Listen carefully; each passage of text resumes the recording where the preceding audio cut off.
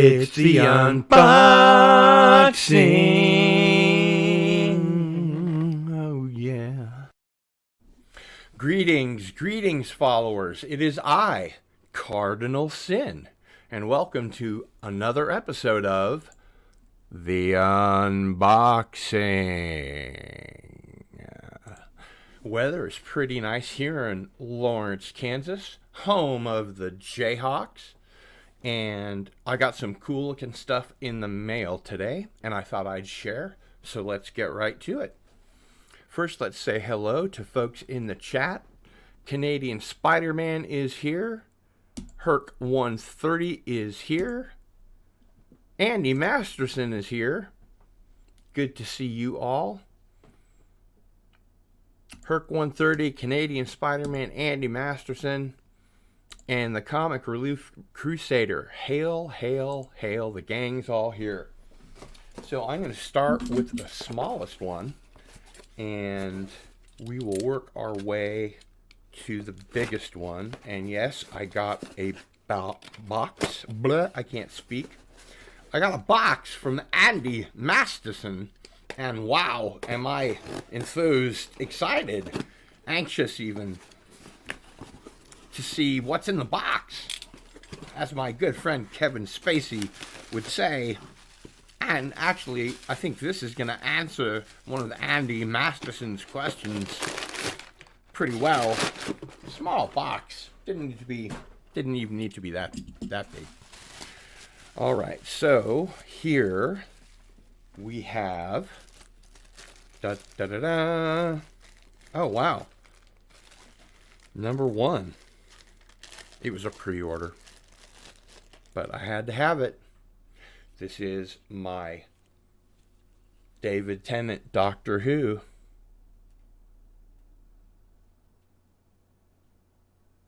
I don't know if you can see that up close better or if it's better further away. You guys can tell me in the chat. Anyway, it's got a great coat. He's got his sneakers. And that's just totally awesome. He's got his Chuck Taylors, his high tops on. And man, I love me some David Tennant. Have I ever mentioned I have his autograph? So I'll just put him right there so he can fall off. All right, and now the medium-sized box from N.A. Masterson.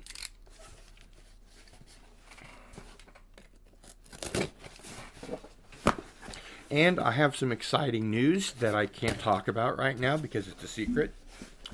But there will be, well, I guess I can talk about it. I will be interviewing or hanging out with Gary Ambrosia on both Masters of the Genre and Into the Fringe. And he is a pop culture collector who has worked for studios, various studios. He designed sets and props for Pirates of the Caribbean and all kinds of cool stuff. And it's not like a formal announcement, but we'll be seeing him here on Cardinal Sin channel.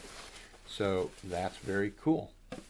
And this may or may not be pop culture related. I'm not sure. It looks like it is. It's some kind of a lighted stand.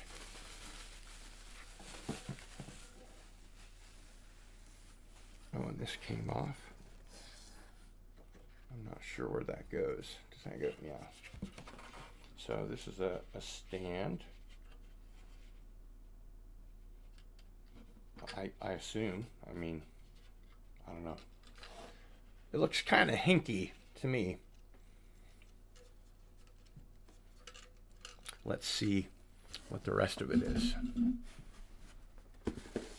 So there's another one that's smaller. Maybe it's a little drum set. It is a drum set. That's really cool. I totally forgot I even ordered this. From Andy. Wow. Very cool, man. Got the bass drum. Got the tom-toms. We can probably just sit this Cardinal Sin figure down right at the drum set. And over here, by the way, where the green screen was, since I haven't learned how to use OBS yet, I'm going to be putting up some shelving units so that I can share all my cool stuff. Another tom-tom here. Great work, Andy. I don't know how you do it. Not really. And oh my gosh, we have an up-to-date head sculpt. Wow. Wowie, wow, wow. And new sunglasses even. How cool is that?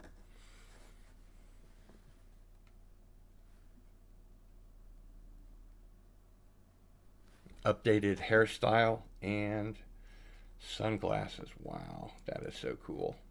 Thank you, Andy. What a pleasant surprise. Let me be a little bit more careful because the last sunglasses I had, I was not careful enough with.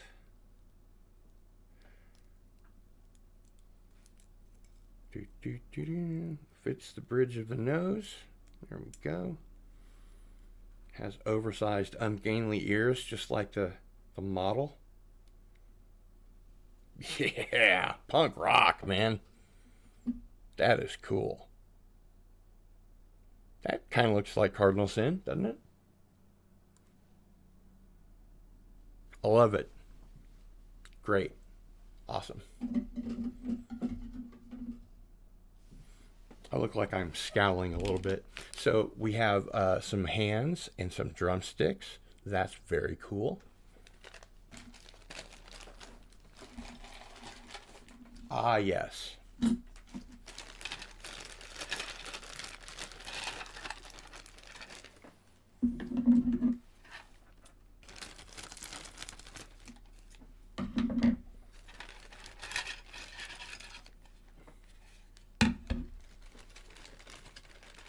Wow, this is really cool. A stand for my Cardinal Sin action figure. Andy, you're too kind, man. Seriously. So this goes in here. I expect.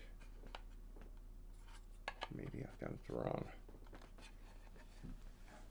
way around. Maybe I was right the first time. Yeah, I was. I second guess myself all the time.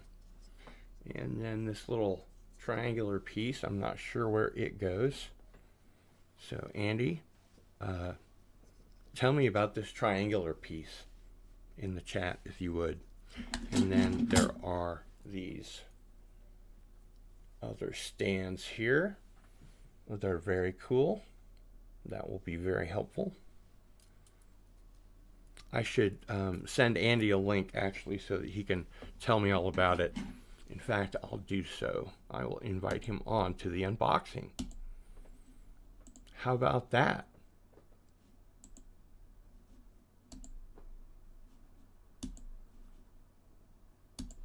All right, he says, I have instructions for you once it's open. So there is the link, Mr. Masterson, if you would care to join. And in the meanwhile, let's make sure he hasn't sent me any extra secret stuff, because he always does. Okay, good. Well, that's really awesome. Thank you, thank you, thank you. And please join me and let me know all about it.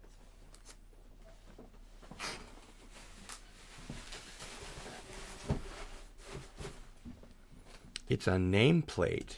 Oh. Interesting. Yes, we will have Gary on. Gary Ambrosia has many secrets. It's true. It is beautiful work, as usual.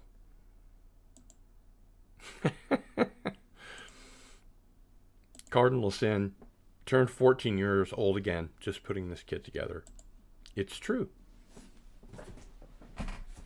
You're not wrong. I'll tell you that, laddie. You're not wrong. Okay, now this looks like a big box, but it's really not. It's, I mean, it's sort of big, but it's light, thankfully. And it's, from Eagle Moss. Ooh. I probably should have mentioned that in the tags, huh? Or in the title. Put this up here. Move David Tennant over there.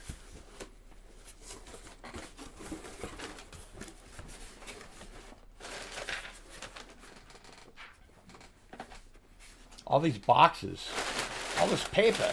Where's my ancient Egyptian hair?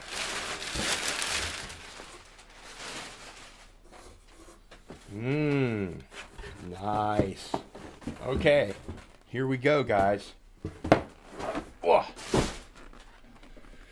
We have the official Battlestar Galactica Modern Cylon Raider and the official Battlestar Galactica Viper Mark IV. So let's check them out. What do you think? These are going to be so cool. Yeah, I'm going to set that shelving unit up where the green screen was and put all these nice little toys and figures and cool stuff. Maybe some UFO books. I have a little very small bookshelf that's kind of handcrafted. And I think I might put some of those books up there too. All right, let's see if we can get this bad boy open. So here is the manual.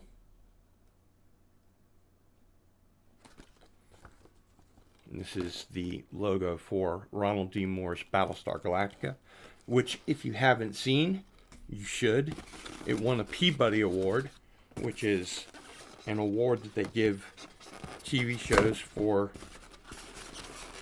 educational programming. It's a highly sought after award. I think Mystery Science Theater 3001 won. Come on, you. All right, and welcome, Andy Masterson. Hey, buddy. Hello, Cardinal Sin. How are you doing, man? Not too bad. I am just geeking out over this Battlestar Galactica stuff. And thanks for the awesome drum set, man. That was really cool. New head sculpt and all. I'm going to have to cut these open. What do you think being live in an unboxing? How cool is that? There's, for people that love collecting, that really, you can live vicariously through it. It's like you can feel the excitement. It's palpable and it's rewarding. It is. So here is the Mark IV Cylon Raider. And I guess you could even put like a Starbuck on the side or something like that. And it has a little base. Base! And a little stand here. I'm going to move that just a little bit. Probably have to move David Tennant as well. Let's see if that'll sit up there. Perfect. Let's back out and have a better look at it. Yeah, boy. And it's still not in the way of Jenny Agutter. Okay, one more. Andy, this just occurred to me. You know, the Twilight Zone episode where Richard Keel plays the alien, and all the humans are going to go to the alien's planet, and he says, It's a cookbook Yeah. at the end. This comment, for some reason, just, it's a nameplate. I don't know why. It just came to me. I actually have that figure somewhere. Oh, really? Yeah. That's cool. That would be a really cool figure to have. The Twilight Zone is like my favorite, man. You know? Yeah, Sideshow did a Twilight Zone series. They have they did the Gremlin. They did the Richard Keel Conserve Man figure. Conserve Man. That's it. Yeah. And they did the Metaluna Mutant. Oh, cool. So that's the modern Cylon Raider book. And now for the unboxing. So I guess we're going to have to take the Mark 5, Mark 4. What was it? Oh, no, it's the Mark 6, 7. Mark 7. I didn't know they had that many.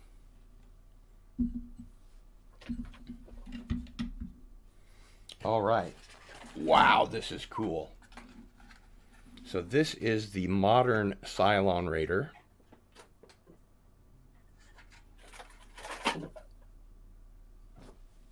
And it's absolutely show perfect. It just, what it needs, Andy, right there, is it needs that light, that LED going zoom, zoom, right here. Yeah.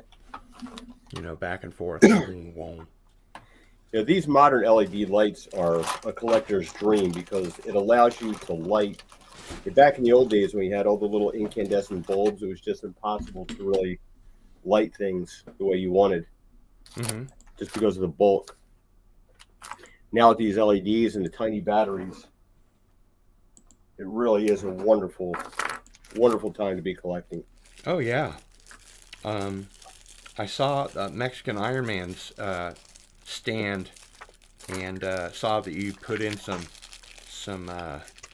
Oh, that wasn't me. That was Mark S47. Oh.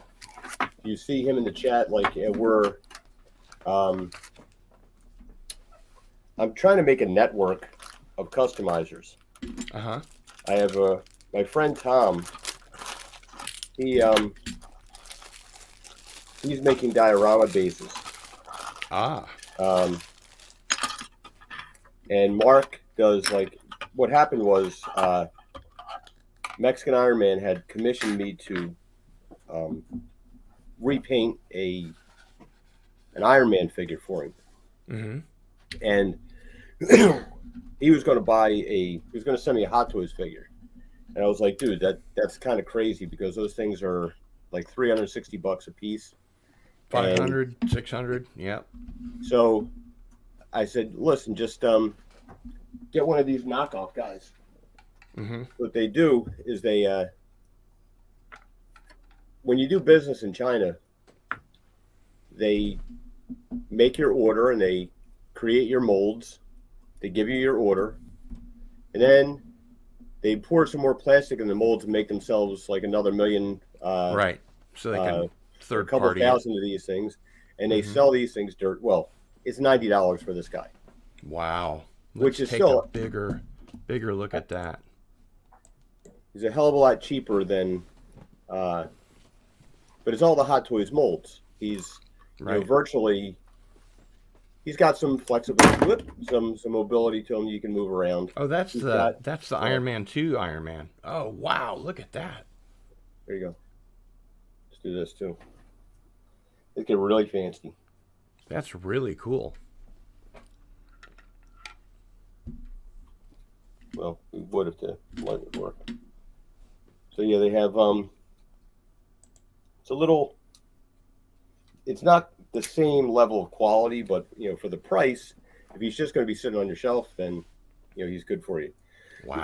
So I repainted him to be the Mexican Iron Man figure with a couple bonus things. But as I was popping this thing apart so that I could tape it out to paint it, I knocked one of these wires loose. And so I talked to Mark before about he'd asked about electronics and doing some things.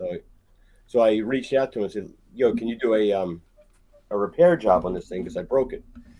He said, "For the Iron Man figure." He said, "Wait, is it for Mexican Iron Man?" It's like, "Yeah." It's like, "Oh yeah, I already got it some other covered. stuff I want to do." Yeah. So I sent him the base, and he put it in. He put in 4 buttons. Each of the buttons plays 3 sound bites, Mm-hmm. and then if you take a magnet and you run it across the front, it plays. You can play 3 different songs on the front. So one is Doomcock singing the Mexican Iron Man theme.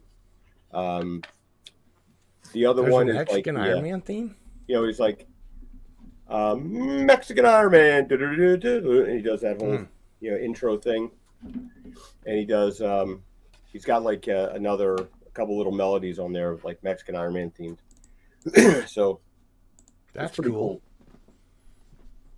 Yeah, I'm really looking forward to getting the Cardinal Sin stand up and getting the action figure on there and everything. So, tell me again, how do these drums work and the stand and everything like that? I got the Okay, stand here. so the stand. We'll start with the stand. Okay, so you popped um, I your popped my stand cherry. you put this thing in there in the stem in. Mm-hmm. Okay. Now this So little guy he's here, you can take this thing, and it should fit in the front like this. See, it's got this little. mm-hmm. You can, and you can like get on your computer printer, and you can print out a little label that says Oh, Cardinal I Sin see. Okay. on there. Okay. Now you have 2 different kinds of holders. Mm-hmm. You have this one that goes around the waist, and what Okay. you would do, you put it around the waist of the figure like Blade. this, and then you squeeze it, and then you slide it into the stem Gotcha. like that. Or if you don't want that, you can use what's called the crotch grabber. Hmm. Okay, That's and pretty self-explanatory. this one just goes right between the legs, Mm-hmm. and you put it in the stem, and your figure can just sit right inside like that. Now, this one is a little bit less intrusive, depending upon like your like the Cardinal Sin figure has a black shirt on, so and black outfit, so it really won't matter either way. Yeah, that one will probably be a little bit more secure Yeah. as they sit on there. Very cool. That is Trey. Okay. And then so the nameplate goes like here, Yep. something like that. Yeah, it should have like little. It doesn't have any little feet on it. Nope. Huh. That's odd. Huh. Okay. All right. So you might have to glue that on there. What will really work best, either super glue or Yeah, I've got super glue. yeah, either super glue or model glue, the model cement.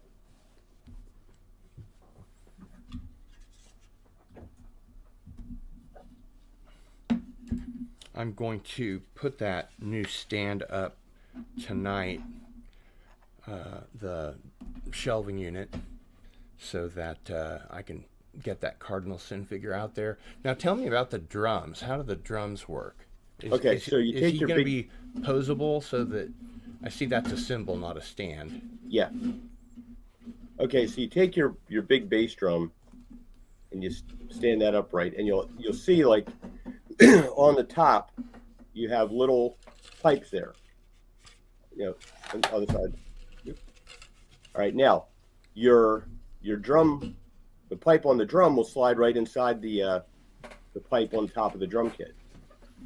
Bass I'm drum. dropping fighter models here. Hang on. Can't do that. Okay. So then this guy would go, say, here. Yep. Okay. And this guy would go, say, here. Oh, that is too cool, man.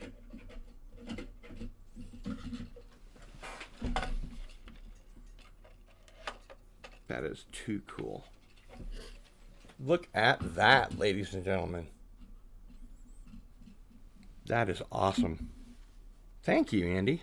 I should have made a microphone.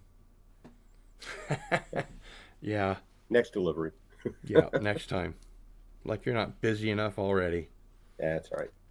This is a great head sculpt, man. This is totally awesome. Well, they finally got in the sunglasses again. For the longest time, they were out of stock. The original ones I made, the reason they didn't hold up was I made them. I Hmm. used some black styrene and just kind of cut them out and put them together. But these are actually molded and um, really legitimate looking. Yeah, they really fit too.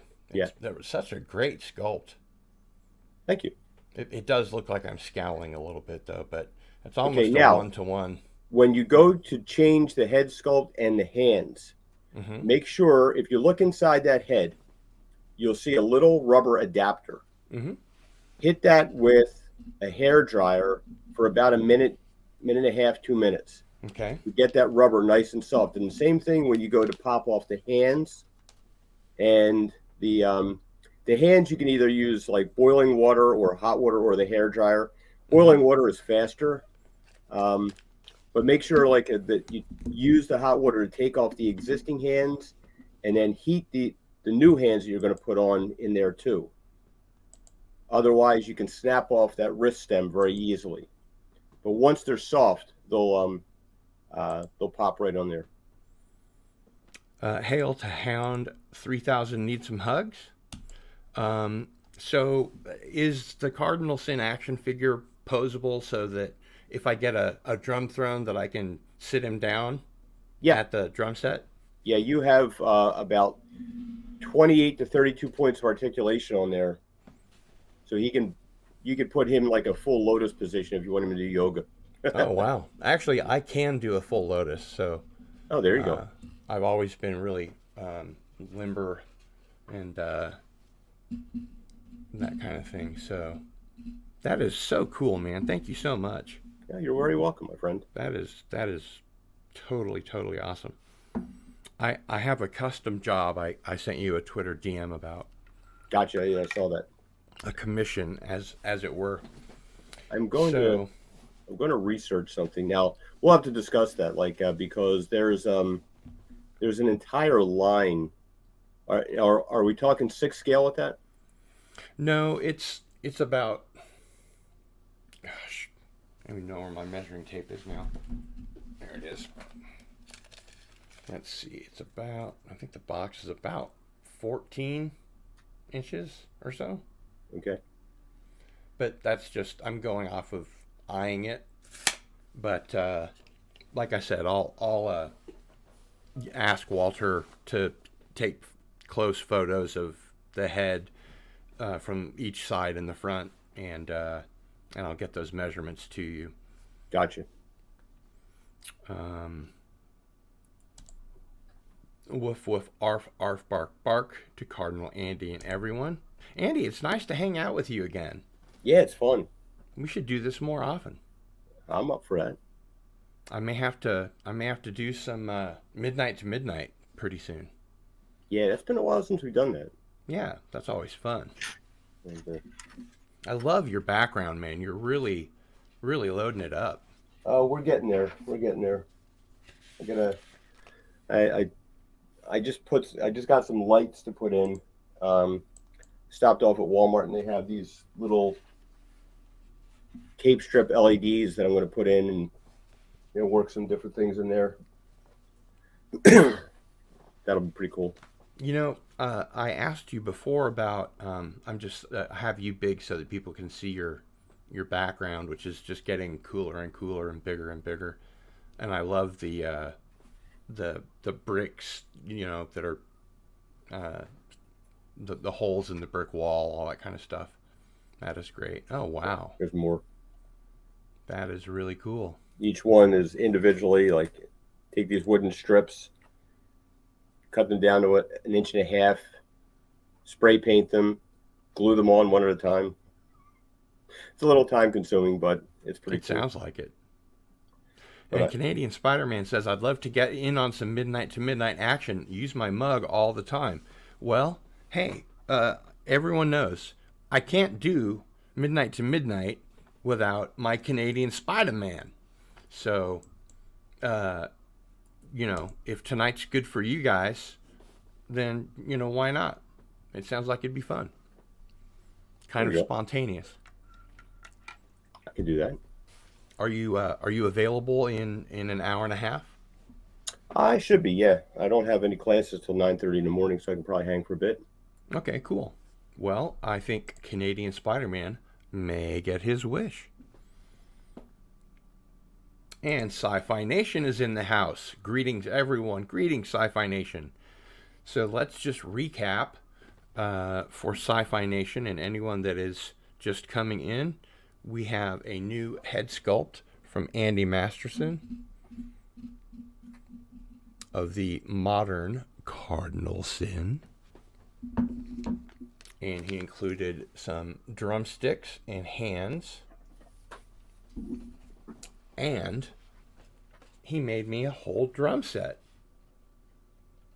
Which actually, except for the fact that there's no floor tom, is pretty much a one-to-one of my actual drum set. It's very close. So we'll put that over there. And we got the Viper Mark 7 from Eagle Moss. They do great ships. I love just being able to buy it and not have to paint it or anything. I Yeah. don't want to do any of that model stuff because I'm too shaky to do all that fine detail work. Let's see. Sci-Fi Nation says very cool. My stepdad was a drummer. Hey Cardinalson, I got to work through the week. I was hoping you might want to do it over the long weekend, Thursday night, Saturday. Damn, work really gets in the way of life. Yeah, okay, we can do that. Yeah, that might be better. Thursday night would be after Walter Bosley on Into the Fringe, so that would be cool. So yeah, we'll set that up. I'll get in touch with Rod Thunderheart and see what he says. And this is the modern, I almost said Klingon, Cylon ship, and it is just what do you call it when it's show perfect, when it looks exactly like the ship in the show? Screen Is there a accurate. term? Screen accurate. Screen accurate. Yeah, that's exactly what it is. Very nice. I am just so geeked out right now. I'm just like, wow. I know the feeling. I have my Hot Toys Spider-Man, classic suit Spider-Man that's supposed to be shipping very soon. I wonder if I got one of those. Is that Eagle Moss or No, that's Hot Toys. Hot Toys? Okay, yeah, that's like $360 or something like that. No, it if I is. recall. Well, actually, the price on this one was $260 plus shipping, but with the reward points that you can accumulate, I think I got it for about half price. Right. Hi, Hello, Jill. Citizen 333 and Anti-Derivative Jill. And Citizen 333 says, Bruce Dickinson says the song needs more floor tom. Well, I'll tell you something. I put my pants on one leg at a time, just like everyone else. But when I'm done, I make gold records. So there you go. Okay, yeah, let's plan on a midnight to midnight coming up this long weekend, as Canadian Spider-Man said. And again, we have our David Tennant Doctor Who figure, complete with Chuck Taylor high tops.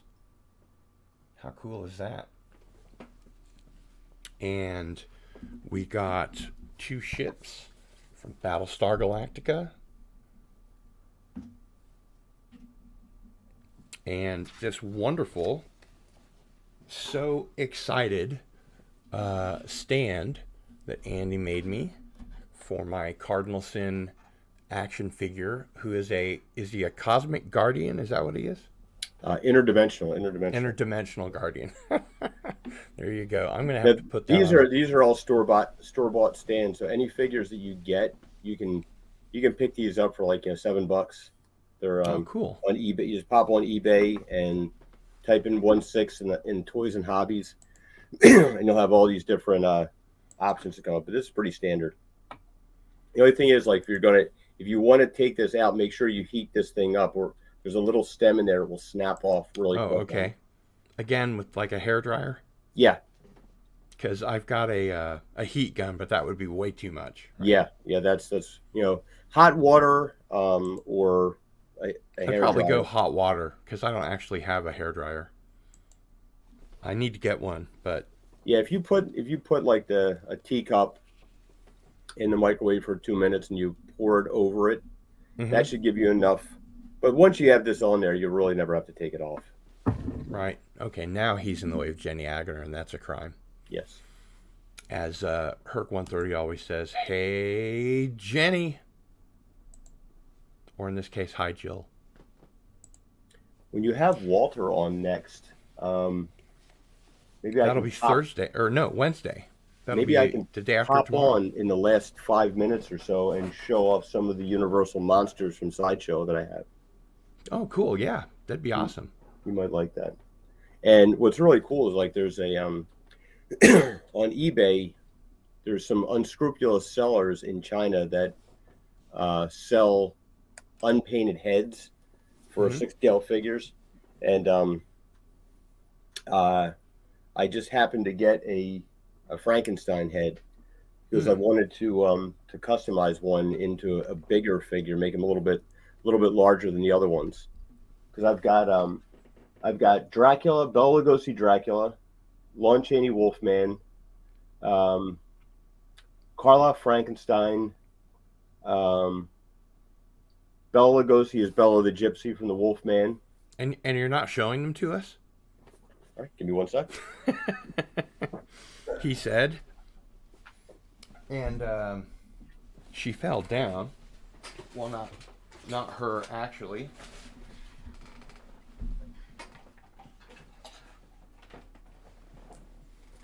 But I was really lucky to get a Carolyn Monroe Vampirella, and she's in the box, which I saw that. it isn't a coffin, but you could say it is, and it's got this really wonderful photorealistic, lifelike image of her in one pose on this side, and another pose on this side. Look at that. Yeah, that's one of those silicone Fison bodies, which are Yeah, amazing. yeah. And they have instructions in there. It said the same thing that you told me, about the be gentle with it. Don't do anything with it that a human body couldn't do. You Yeah, know, if you put it in a extreme position, make sure and relax it every couple of days and that kind of thing. yeah, the silicone bodies they've gotten much better with the skin. They used to be notorious for just after a year or so they would just crack and split open.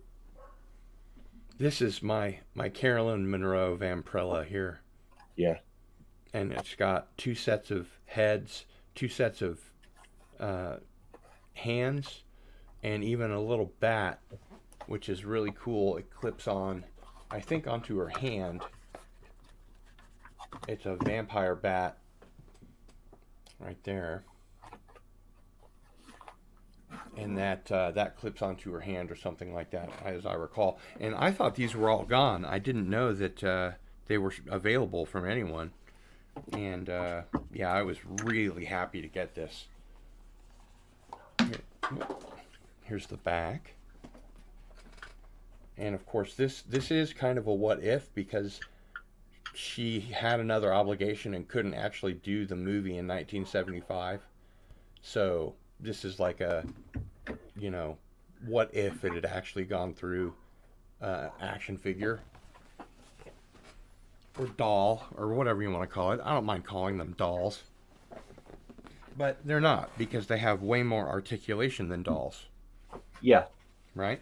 and dolls have a certain level of playability, Mm-hmm. and they're more These fragile. are They these are just to require look at. yeah they require like, you can pose them, but they require a lot more uh, patience and delicate um, handling. Yeah, for sure. Okay. See, who should we This is start so with? cool, man. Thank you so much. I love this drum set. This is I'm so glad. cool. I was like, I was sitting there. You said like you need a stand. I'm like, I got some laying around. Like, you know what? I got to do something a little more special. So I'm totally geeked out, Andy. I'm so happy. Oh, cool. Yeah. From the Wolfman? yeah. There's Bela Lugosi as Bela the Gypsy. Wow. Okay. Now, what's really cool, you see the full color with this guy, but when they did the movie, like you could get them in color or the silver screen edition, which is all Mm-hmm. grayscale. And those are all sold out now, right? You can find them on eBay, and they're not ridiculously expensive. They're nowhere near the price of Hot Toys, Mm-hmm. but you can expect to pay for one of these probably about $150.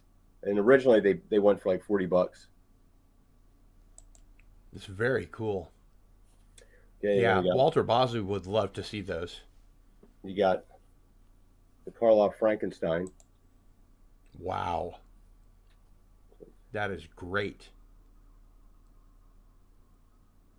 Are his eyelids closed? They're half. Mm-hmm.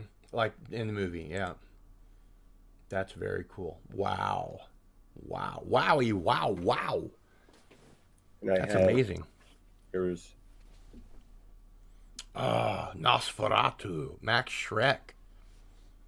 I've got to get one of those. yeah, these you can probably find these relatively cheap too. Did you say that these were originally Sideshow? Yes, yeah. Yeah. Sideshow started off. It's funny because Sideshow, they're kind of being dickheads lately. Like they put they put See you later, uh Herc 130. see you hurt. Um, they try and clamp down on people like that sell stuff, and Mm-hmm. they started off like selling unlicensed garage stuff themselves. Right. So But like little like so many hypocrisy. companies, you see them like get successful and they slam the door shut behind you, Yeah. so nobody else can do the same It's thing. like And when you get to the top of the ladder, you're kicking people off that are below you. right now, this is my favorite. This is Wow. from London That's the After Phantom of Midnight. the Opera, right? No, this is London After Midnight. It's a lost film. Huh. No full length. I remember seeing that in Famous Monsters. Yeah. This is Lon Chaney Sr. as the vampire from London After Midnight. And there are no existing copies? No, there was a fire that burned up the last ones, and no one else has any copies of it anywhere. Wow.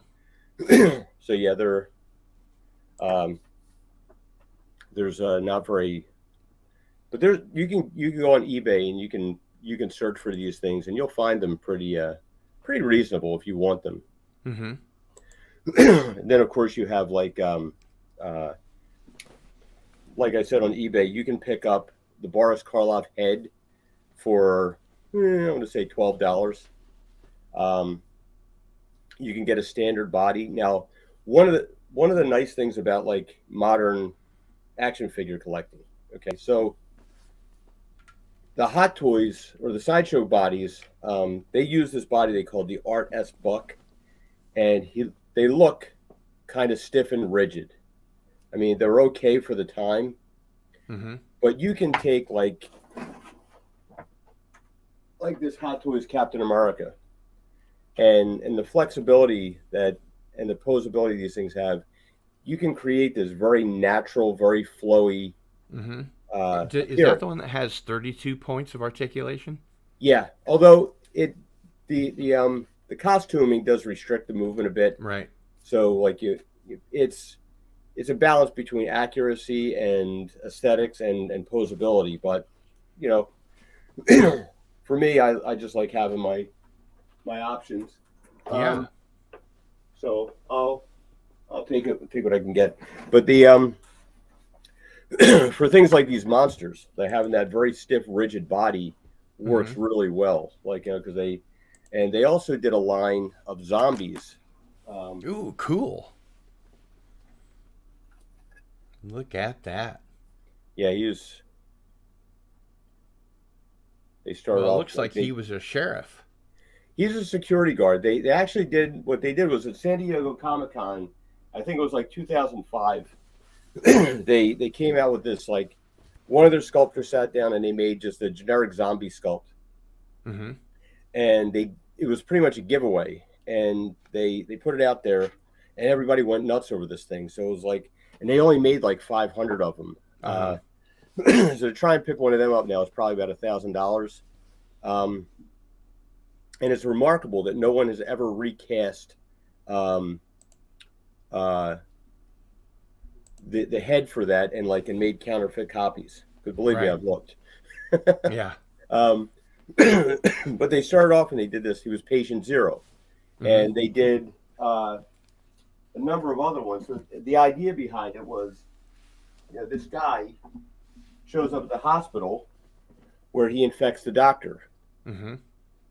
Okay, and the security guard, and they gradually they did a Oh, you know what? That sounds like uh the second to last George Romero movie. yeah. What was that called? Where the college kids go on the road trip and um Gregory Nicotero did all that wonderful makeup. yeah, what was that? It was a really shitty movie. Yeah, But I can't remember the name of it.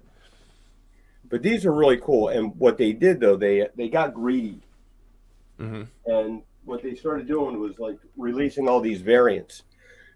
So they did a uh you'll like this one, Gil.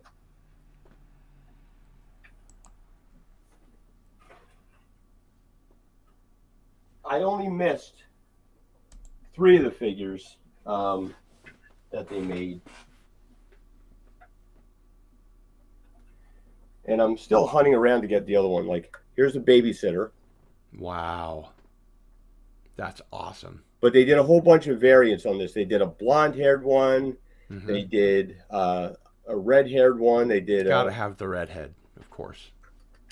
well, don't be so hasty because they made a punk rock version. Oh, awesome. That is so cool. So she's got this, and she's Kind got of like she comes with Beetlejuice. a school bag and stuff like that. There's like a skull and crossbones on it and stuff. Kind of Tim Burton looking. See the face is Yeah. nicely chewed up. Nice. She's missing a couple fingers that are bitten off. That is so cool. Yeah, but they got greedy and they just started making all these variants of the same figure. So people got Mm-hmm. tired of um, uh, buying the same figure. They wanted They to be just wanted the, complete. the head sculpt of the other. Yeah, and it's basically just a repaint. Mm-hmm. But then they made two more that I was kind of broke at the time, so I never got the punk rock guy Mm-hmm. with his Rabid Weasels T-shirt and his mohawk. And they had a fat one, a butcher, and he was like all kinds of nasty looking. He came with like a severed pig's head and a meat cleaver and stuff like that, and he was pretty gross looking. You know, it Um, would be really cool. Would be a tar man from Return of the Living Dead. there are customs of that. There's third party companies that have made that, and you can pick it up, relatively cheap. If you look around, like I'm saying, there's to get into 6 scale collecting like right now is such a great time because you can. It's never going to be cheap. Like you're not going to walk in and pay like Barbie doll prices for stuff, Right. but you can go really high end with like Hot Toys. Now I limit myself because, well, number one, I don't have a whole lot of space. Um, Number two, um, I look at it like only characters that I would really really want. Like huge, obviously Captain America fan, right? So I've got one, two, three, five versions of Captain America. And the shirt. Yeah. Well, I got a lot of Captain America shirts. um, but I have a bootleg Bucky. I did get the official Falcon figure from Civil War, although I'm working on. I was on Nick Weiser's stream a couple weeks ago, Mm-hmm. and I got to talk to Grant Gregory, and he is making a 3D model of Falcon wings. So he said when he gets done, he can shoot that over to me, and I can get that printed in miniature. Because what I want to do is I want to make a comic accurate classic Falcon. Awesome. So with the red and white costume, it'll be a little different than than the style from the comic book, but it'll be close I enough used to to it. read. I used to read those comics when I was a kid. Yeah, I was. Captain America and Falcon. Yeah, Cap was like I started collecting him in 1976. So it was 76. I stopped collecting in 1998. So I did the That's around 22 years the same straight. time I stopped collecting. Yeah, I realized I really wasn't liking the stories. I wasn't reading half of them. I'm like, you know what? I go every week and I buy these, and I'm like, I might as well just stop. But I'm just putting them in the bag and in the box. yeah, yeah. Yeah. One of these days I'll actually get around to reading some of them. But you can pick up, third party companies are considerably cheaper than the Hot Toys. And the quality is like it's right there. I mean, they're pretty impressive. I just ordered a third party John Walker Captain America from the well, he's from the comic book, but he was in the crappy Falcon and Winter Soldier series. Mm-hmm. Um, Which I and did not watch any of.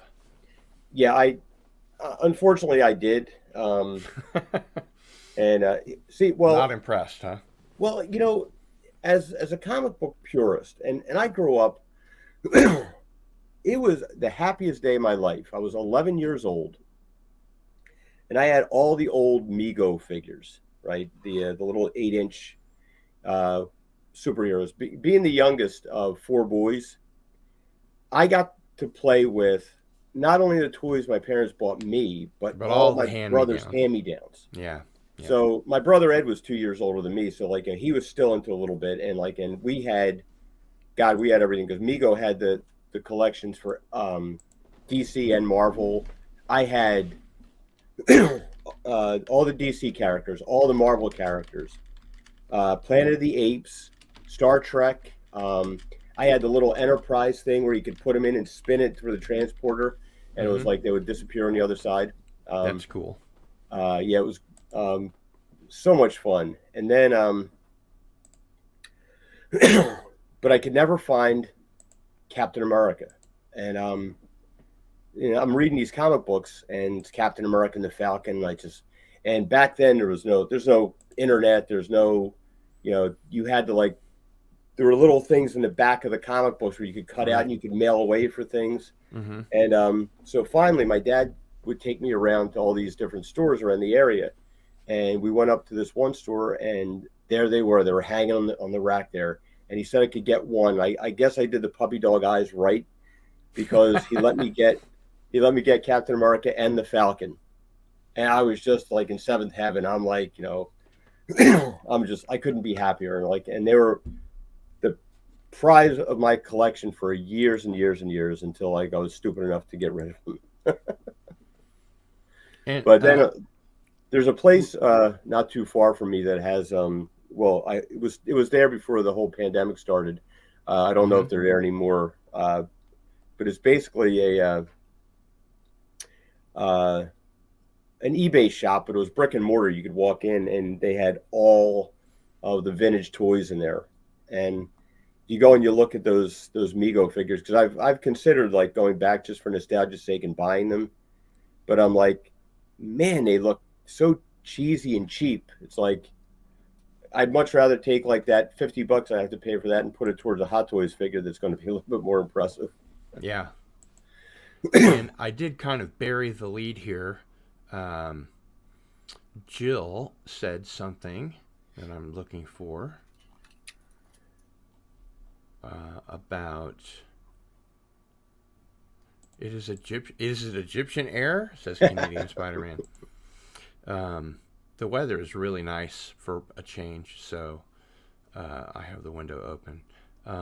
But yes, Jill mentioned that Cardinal Sin channel is 4 away from 700. Wow. So I am going to have a 700 subscriber celebration, and I feel like I'm not seeing it. It would be fun to have Rod Thunderheart on again. Yep. Where is it? Holy crumb cakes, Canadian Spider-Man. Did you know Cardinal Sin is only 4 away from 700 subscribers? That's what I was looking for. So maybe, what do you think? Anti-Derivative Jill says, you have spoiled yourself by becoming a world-class artist, Andy Masterson. And that's exactly the tone of voice that she said it in. What about if we did a 700 subscribers celebration and a midnight to midnight at the same time? How cool would that be? There you go. I'll see if I can get Fet for Hire to bang me out a quick thumbnail for that.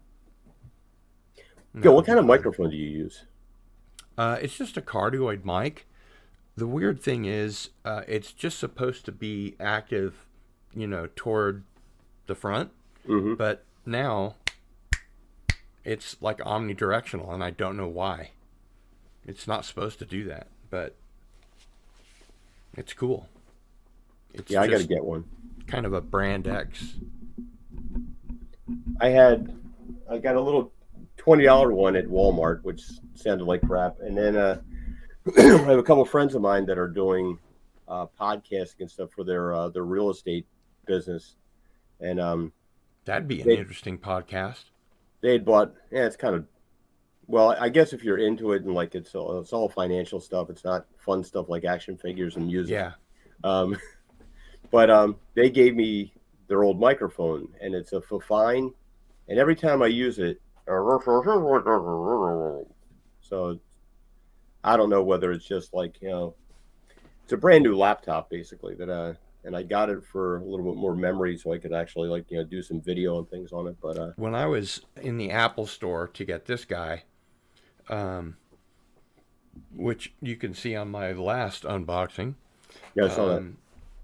I almost bought a new MacBook, but I'm really into having like a physical media drive in the laptop, so I'll probably just go on like Facebook, buy sell trade locally and pick up like one from 2012 or 2015 or whatever, and that way I wouldn't spend as much money anyway, because a brand new Apple anything. I picked up a new logic board for my 2009 Mac Pro, and I was looking at the Mac Pro there in the Apple store while the guy was talking to me about the phone, and I was like, how much is that? And he was like, oh, those start at $6K. And I was like, oh, I think I'll just deal with the one that I have, the old one. I got an idea today. I'm going to try and put together this week of because PJ's been trying to raise money for Rambling Canuck, and I'm thinking to myself, like, what can I knock out quick? And a thought occurred to me today. I'm going to give it a shot. I don't know if it'll work, but I want to make a Yaphet thing in 6 scale. I'm going to see if I can't cast it in clear resin with like a little bit of green resin dye and some glitter mixed in with it.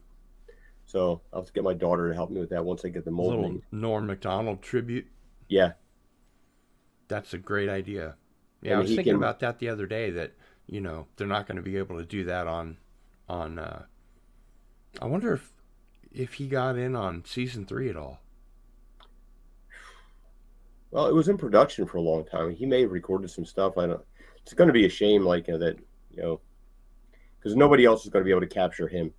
No, and it's kind of like I'm pretty sure Doomcock said, or somebody mentioned that King of the Hill is coming back. Yeah. And every time I think about that, I'm like, but what about what's her name? Murphy. I want to say Bridget, but it's not Bridget. She was in Sin City. Oh, Brittany Murphy.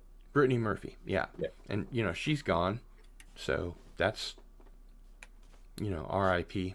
But I guess she was kind of a side character anyway.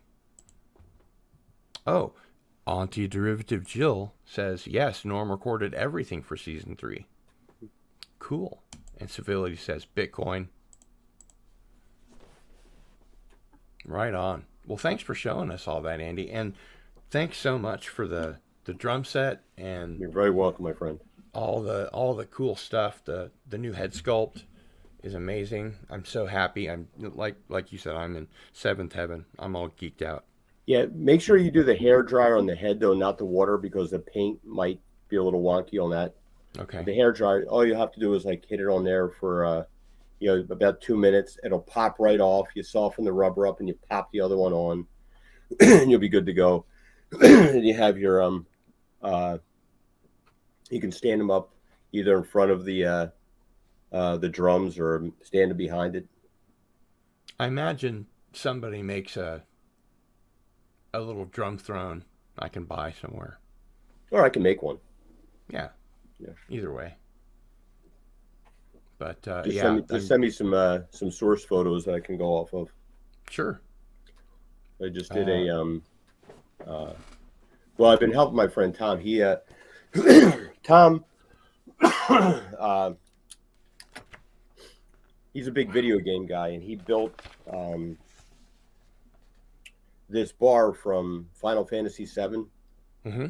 And so he put some pictures up, and I shared them out there. And Az from Heel versus Babyface, he's like, "Yo, can I get one of them?" So he's been working on this commission for him, and but the way he did his was I said to him, you got to think about this, is because it's going to have to ship to England, and that's going to be friggin' expensive because it's huge. I mean, the thing's going to have to ship to Yorkshire specifically. Yeah, so he's got this thing's 20 inches, 36 inches, 30 inches wide, and 18 inches high. Oh, wow. And it's a whole bar scene. It's really amazing. But I was explaining to him about how to do these things, replicate them, so you're not making everything by hand every single time. So we made a gigantic mold and cast the walls, and we did and he built the bar and the cabinets and stuff, and I built a barrel for him, and I just did the TV screen, and my son made a 3D models for him for the cash register and a couple of the other little things on there. So between jumping around doing that stuff and my own projects that I'm working on, it's been a little chaotic. Yeah, I imagine. I love all this, shots from the show, the base star and the fighters and all that kind of stuff. What a great show, right? I love the original too. Oh yeah, it was very. I was really excited when I heard this was coming, back. Yeah, and I think the first 3.5, maybe all the way up to the premiere of the 4th season, I think, is really solid. And the rest of the 4th season didn't wow me. It's still growing on me, but there's the man himself, Ronald D. Moore. Yep. Who, let's face it, has written and been responsible for a great deal of our favorite genre fiction. Carnival, And this new series that he did, was that called Outland? Yeah, I think so. Um, I think that was on Showtime or something like that. Um, and of course, Star Trek: The Next Generation. And I'm trying to remember if he worked with Tracy Torme on anything. Oh yeah, they both worked on TNG, but maybe not at the same time.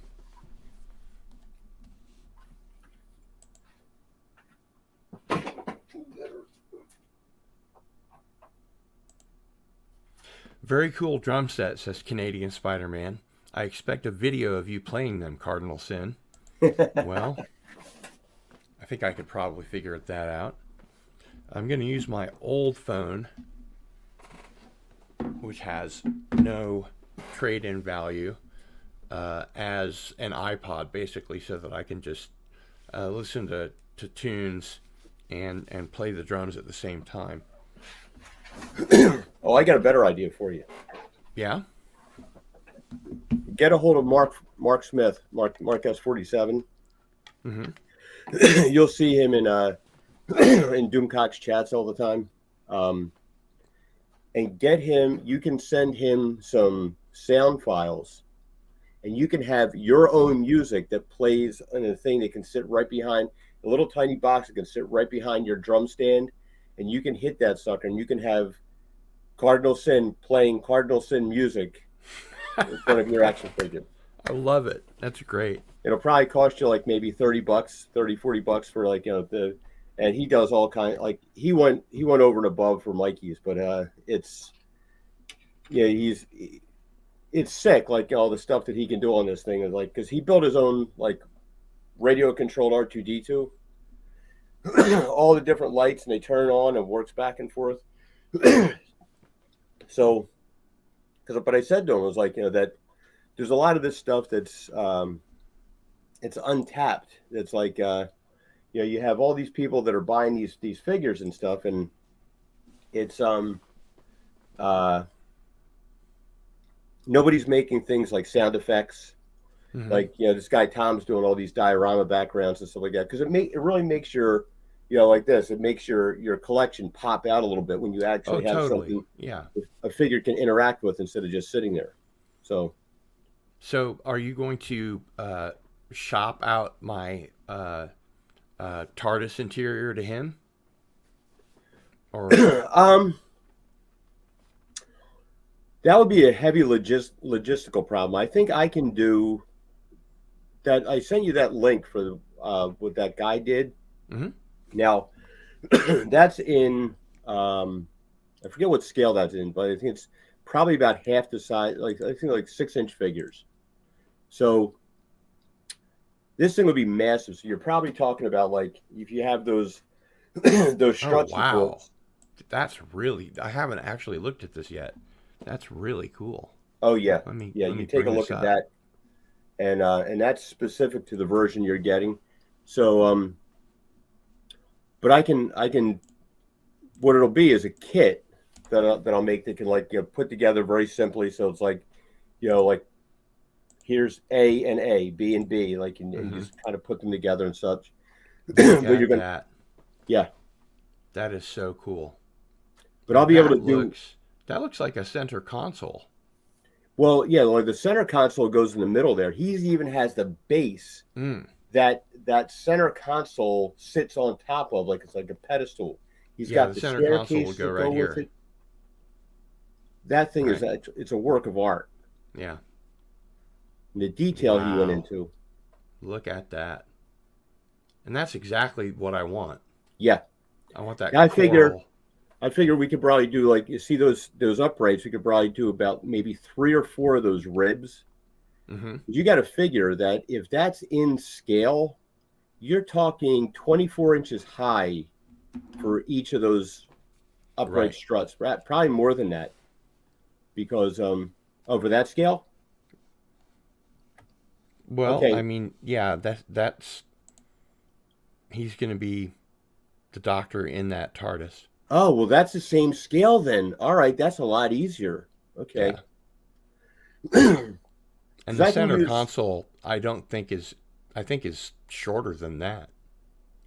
Oh yeah, yeah. Or Well, maybe when it extends all the way up, it might be higher. you check out that link there, and you'll see some. I don't know if I can get to that level, but it'll be pretty cool because he even built like the stuff that goes underneath it and everything. So Yeah, that is awesome. yeah, and Oh, he's then got the Paul Morrissey doctor, the next doctor there. He was in The Walking Dead, and everybody thought he was going to be the next doctor. Wow, yeah, look at those. That's really cool. So, does he like manufacture these or? oh, I have no idea. I was just going to copy his stuff, Oh, I see. Okay, fair enough. but I can because I can Yeah, take that's those. it right there. Yeah, That's it.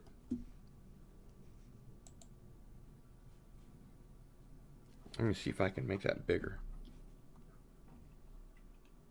Look at that. That is perfect. I was talking to my son about doing the like. There's little Wow. gadgets and stuff that go on the the walls and stuff, and having him look at that, see if he can 3D model it with his with his software that he does because he does it all the time. And for the lights that go on the walls in the back, and then it's just a matter of like lining up like because you can pick up these LED strips. I got this here from Walmart, Yep, I've and got one it's of like those. they're like $6 or $5 or something like that, and you can put them in the back with the lighting. Mm-hmm. Great idea. Oh, that's so cool. That's the fourth Doctor's TARDIS. That's the Tom Baker TARDIS. Actually, it's the alternate, like the Victorian TARDIS. Hmm. It's really good work. I I love can't it. imagine how long it took this guy to do all these things. I know, right? And he even has a thing on there. It's a walkway that goes into the backside of a TARDIS, and like on the other side, he's got the entire exterior painted black, so it looks like you're actually walking into the TARDIS with like the hallway and everything. Mm-hmm. Look at all those little wires. That is just sick. Yeah, I'm in Whovian paradise here. the closest I ever did was I made a whole diorama base for my uh, Firefly figures. You know what? Something I haven't mentioned on this channel until right now. You guys are gonna like this. I was such a nerd. I was such a Whovian when I was a kid, like 16.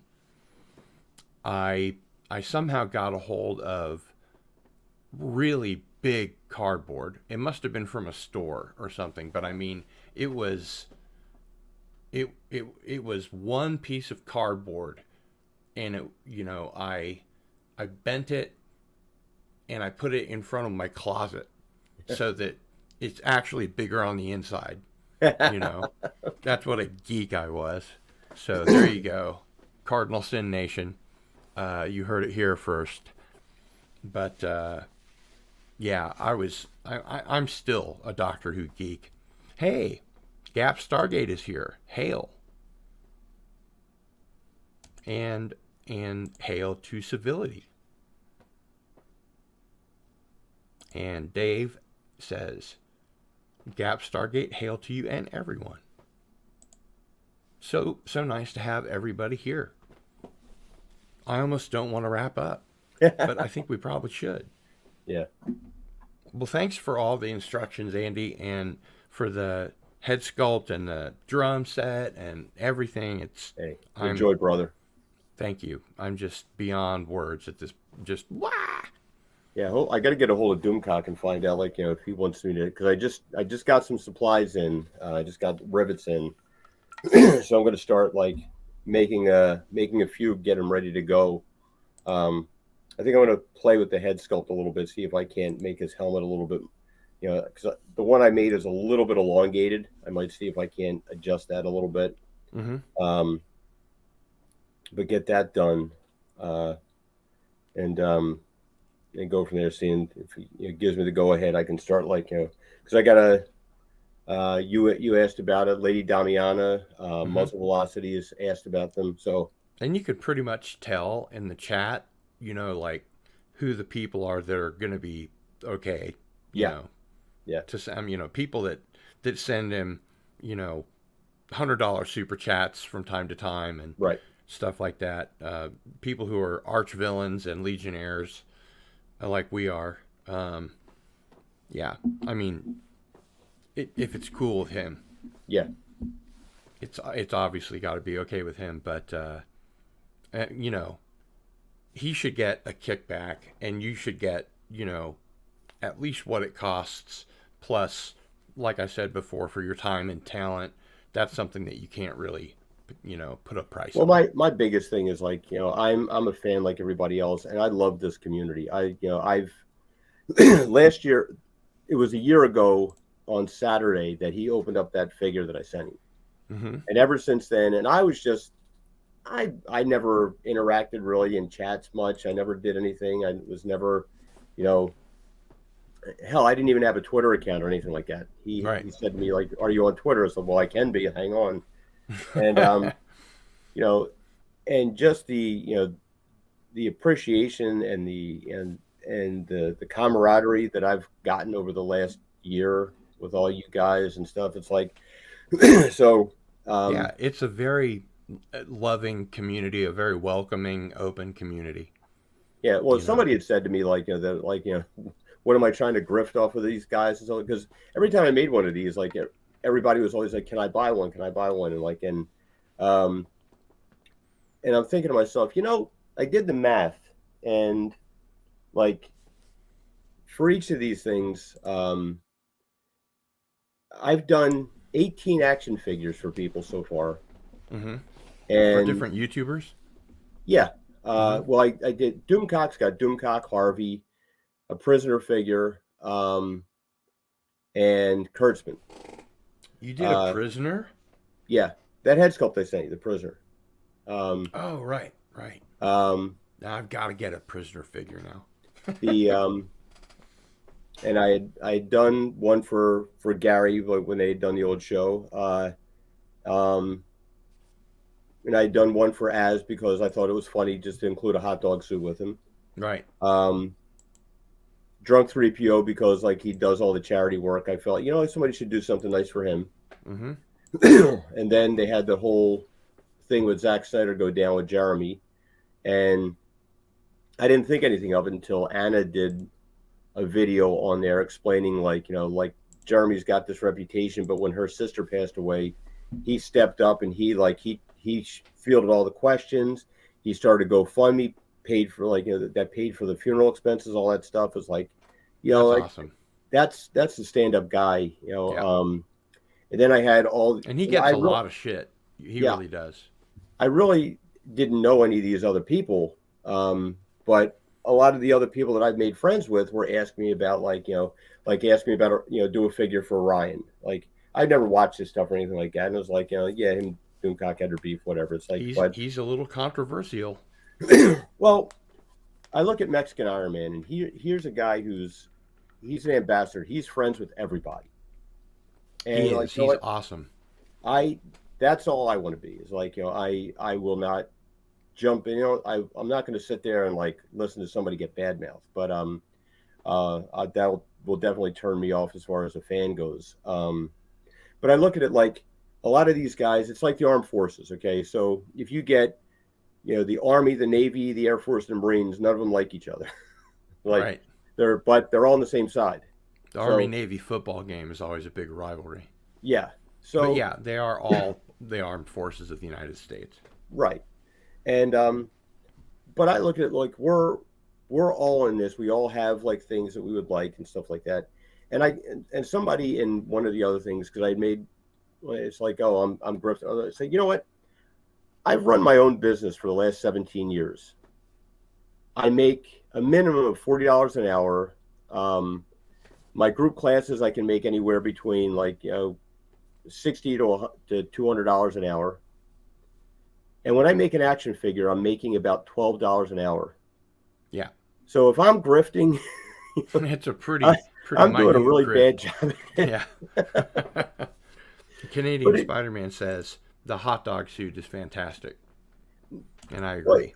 it's just that, like, seeing like the happiness on people's faces, like, your reaction there with that was like, you have no idea how good that makes me feel. That's like, Canadian Spider-Man when he did his unboxing Doomcock figure. That was like, to me, that's like, that makes me feel good. Of like, and it gives somebody something tangible. I mean, really, look how much time so many of these of us spend on YouTube watching streams, Mm-hmm. watching videos and stuff. It's like so much more than just like we would spend on regular TV now. So when you can hold a piece of that world in your hand, Mm-hmm.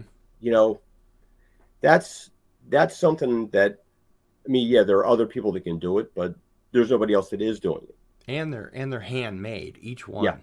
You yeah, know, I mean that's really where the love, matters. That's your it's not only your time and your talent, but like you said, the community aspect of it, seeing all these favorite people, the smile on their face, and every one of them geeking out like the fanboy that I just was, I'm sure. My question is, have you collected the videos from all of these? yes, yeah, Awesome. yeah. I Are got my those son on on your that. He channel? showed me how to do. I'm still learning how to do all the video things and stuff. Like I have the Screen little. capture, Um, well, so I you was can play using the the Logitech video and program. and record it. What's that? So you can play the video and record the screen.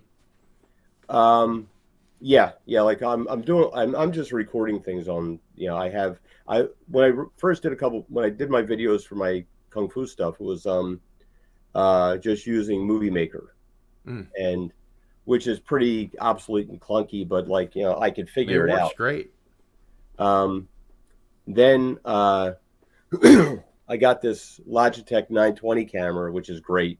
Um, but and I started using the Logitech software on it, and then I have to work out like the mic issues and stuff, and I gotta put some things in there to to get better at some of these things, and like I got to learn how to edit and put things together and move things and stuff. So that's going to I'll be a tell little you bit. something.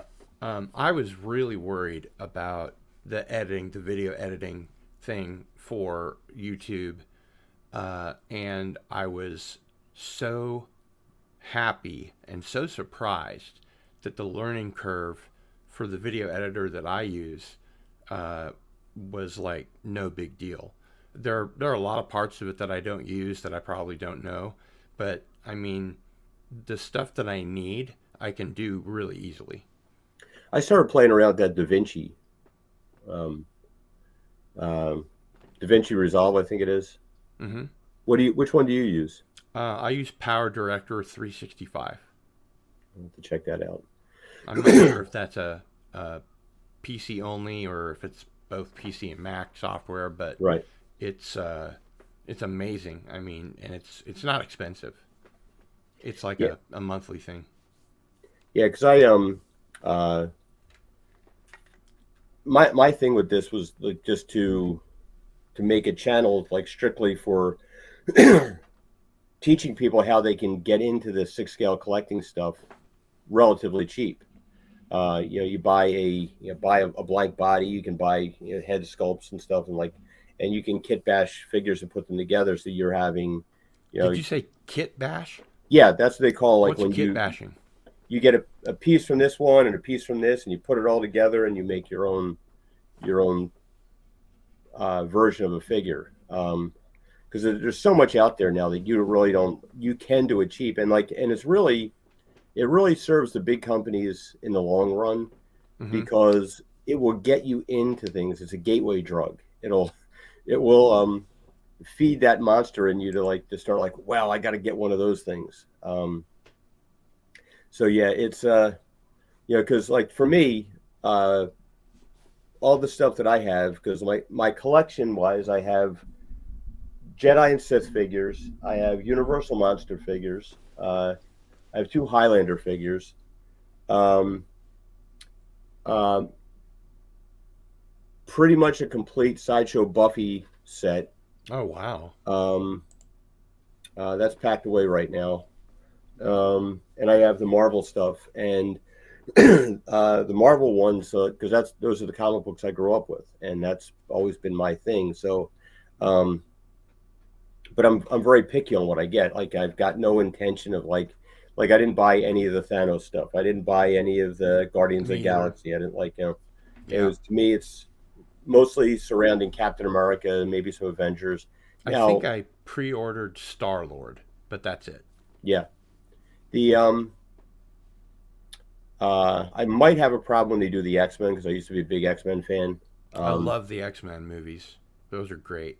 And the comics. I mean, obviously. yeah, I you know, the whole message of the X-Men comics was, especially in the 80s, was sort of the island of misfit toys. The yep, whole, if you're an outsider, if you're unpopular, if, people kick sand in your face at the beach, whatever. If you're picked on, if you're the underdog, then that's what the X-Men is all about. The whole mutants versus humans thing. yeah, And and that really reverberated with me when I was, collecting comics. yeah, and I mean anybody who was we were just talking about this on with some of the stuff with like all the Tolkien controversy, and I'm very protective of being a creative person myself. I'm it astounds me how people can be so arrogant to um, one of the things that sets me off is Coppola's Dracula. Um, because he made fundamental changes to that with the whole backstory love story thing. Mm-hmm. And Dracula is nothing like that. Dracula is pure evil. He's a Right. coward. He's deceptive, sneaky, Yep. and to romanticize him was like that was an affront to me. It was like uh, when you Although have something that's there lasted, is that aspect, especially to Bela Lugosi's Dracula, with the whole sort of Svengali thing, yeah, um, uh, that he had that sort of control over people.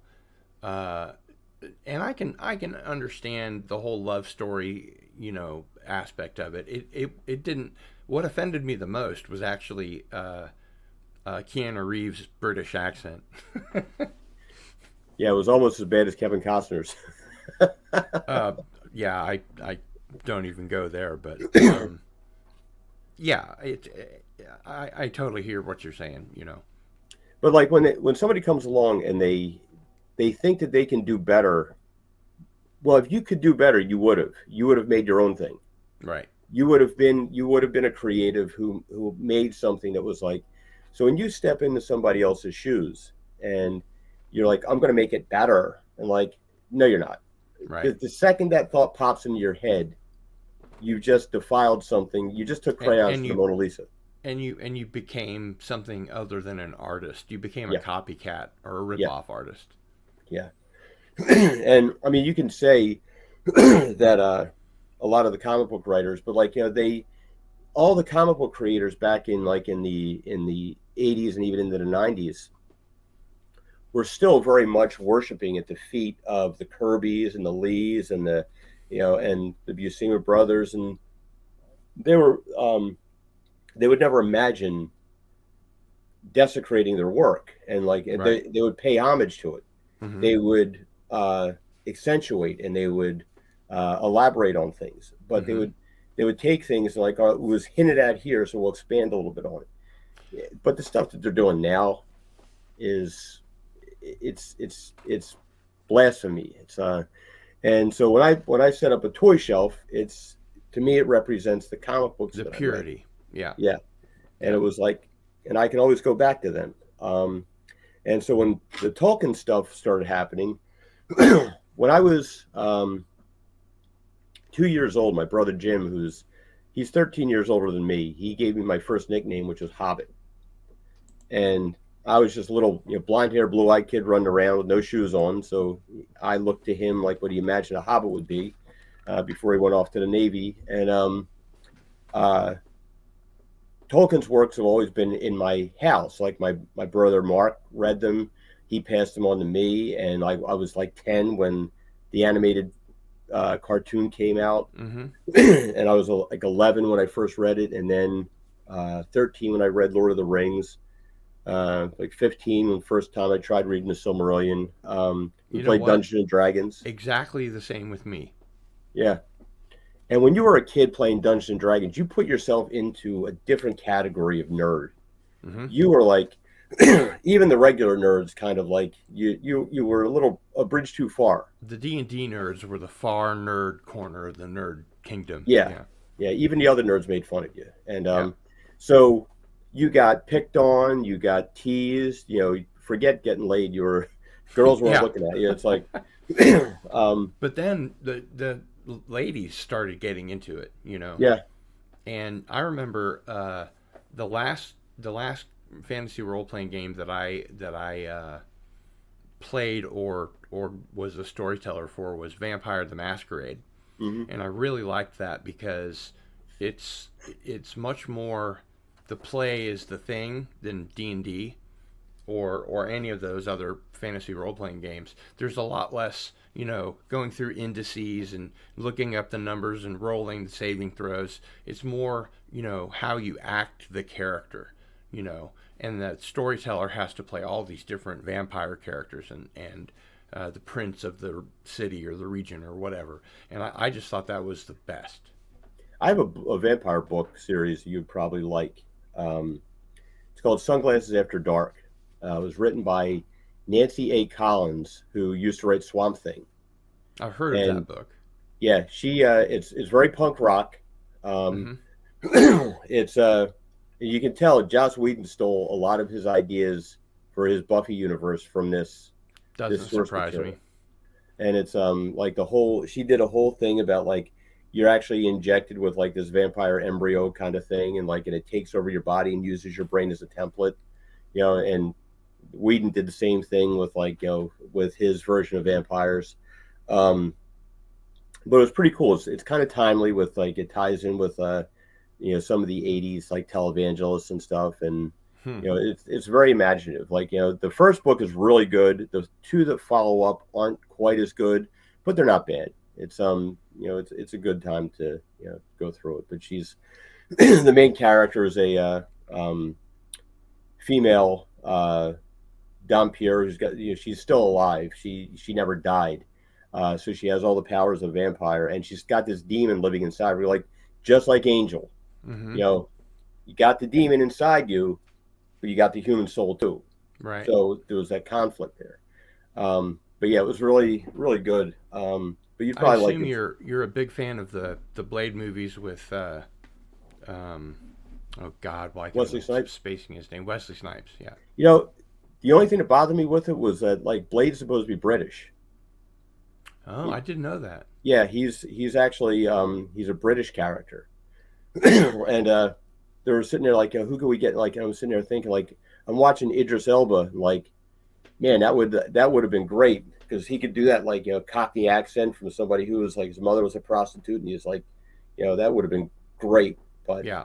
Yeah. yeah, But the martial arts wouldn't have been as good yeah, that's true. because And Wesley now, Snipes is a real martial artist. yeah, he's not looking too healthy. I'm hoping he's okay. Well, I mean, in those films Oh yeah, specifically, yeah.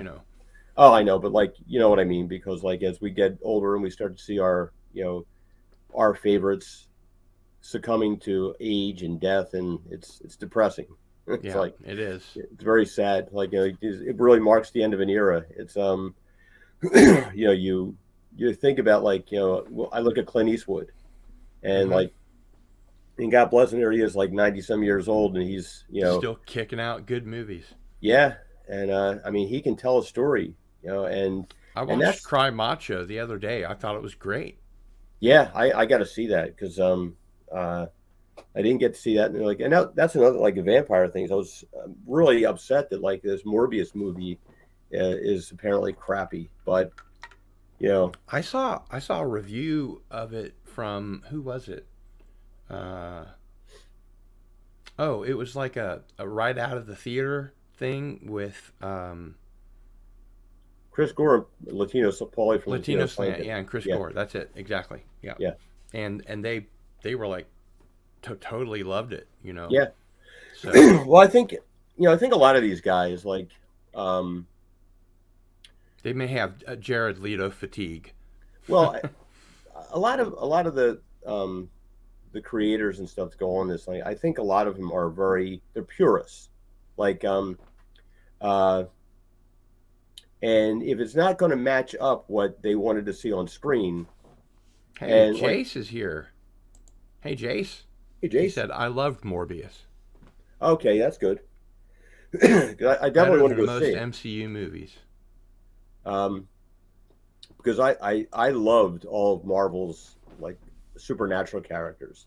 I got Doctor Strange hanging up here. I got Cool. uh, um uh, now they're making a oh there's another thing, they're making a Werewolf by Night um show I for heard about Marvel, that.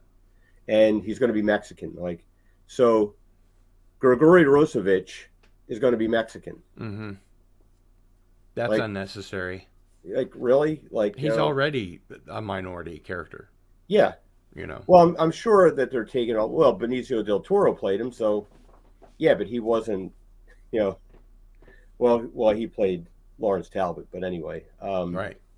But I'm sure that's what they're going off of. But I mean, that's something I really want. Is like, I want a Morbius figure. I want a uh, I'm for years now. I've been trying to design and figure out how I'm going to make my own Man Thing figure, because that's something nobody will ever touch as far as a movie or Mm-hmm. a figure will go. So an articulated figure, but I love, I got Ghost Rider back here. It's like, I loved all that stuff, and I think, um, if you can, um, there's already so much diversity built into the comic book genre, especially through Marvel. I mean, because when you come right down to it, diversity looks an awful lot like free market trading, because you want as much of an audience as you can get, and so you want to make things that will appeal to everybody. And that's the thing that pisses me off is like, you've got years ago, I had been making my own comic books for, when I was a little kid and into my 20s and so forth. And uh, I had a couple friends of mine, like, my one buddy, who, um, his name's Cat, and he's like, he got his name from catting around and, like, hooking up with, yeah, he played bass in a heavy metal band. So he was always like, back in the '80s, that was like, Mm-hmm. girls were just throwing themselves at you. And Never be the drummer. Everybody else gets all the action. so I made this thing out, like, in this backstory where he hooks up with a voodoo priestess and curses him, because it was right when Cat People came out. So Mm-hmm. it was like, it's basically a werecat. Like, so you're cursed with this thing, but it's like, um, but I tied in all the, like, voodoo legends and stuff, and that led me into, like, studying into, like, the West African mythologies and stuff like that. There's so many great stories and all that stuff. Oh There's yeah. so many great things. It's like, that nobody touches. It's like, you have, you know uh, I mean, even like in Jewish traditions, I think the most you've ever gotten was a Gollum story, Right. in an occasional Golem. thing. Yeah. And there's so many other things that you could put in there. You have, the Hindu stuff. You've got, like, the Chinese and Japanese, like, and all these things had, like, their own. Every civilization has had some version of a vampire, Mm-hmm.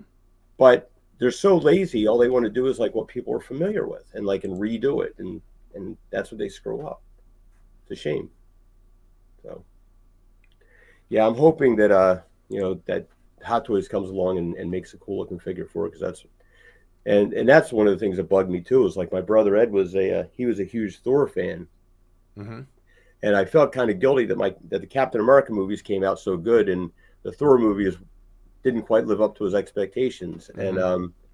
although I was kind of relieved in a way that he never got to see Ragnarok, although it made Thor as powerful as he should be, the quippy jokes and stuff like that really isn't befitting of a stoic Viking That's Viking god. You that's know, true, but it played okay, I thought. Mhm.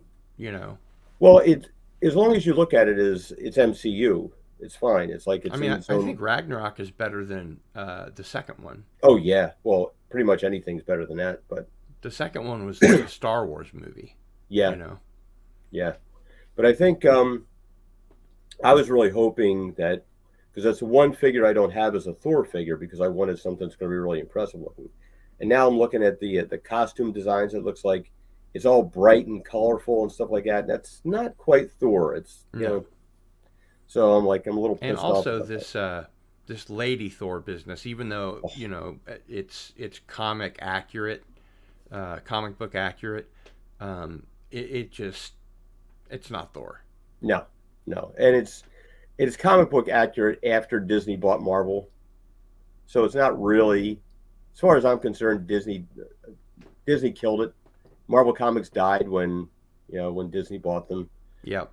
They didn't have to make good quality anymore. They didn't have to sell because they had Daddy there with the big pockets, so you could just carry them. And that's this nonsense of all this and it's a shame because I remember back when I was in my design class. Um, Go to my design class, and I swear to God, like the teacher in the design class, professor looked just like the costume lady from The Incredibles. The Edna with the tiny with the bowl black haircut, and um, but it was a cool class. So I was working on a project with a guy in there, and we became pretty good friends. And he was gay, and he was like, because I mean, you go into art classes, you can't swing a dead cat without hitting like three gay people. It's like, um, but we had this discussion back in like 1988, 1989 Hmm. about, and he put it like this. He said, the sad part is like I'm comfortable with myself. I'm gay and I don't care. It's like, and I just want to be left alone and I want to be able to do what I want to do. So we got these other people out there who aren't comfortable with themselves, Hmm. and they want everybody else to do what they want, what they do. So now, if everybody else is doing it, there's nothing abnormal about it. And well, that's never going to happen. You got to get comfortable with yourself. Hmm. You got to be comfortable in your own skin. You got to know yourself. It's like I look at all the crap that I do. I I sit down there with a sewing machine making action figure clothes, and I'm like, but That's pretty gay, Andy. No, I'm kidding. I also do construction on my house, fix my car, Hmm. um, but yeah, You're it's pretty all around handy guy. well, but growing up poor, it's a necessity. You gotta learn to fix stuff because like you just can't afford to get everything fixed.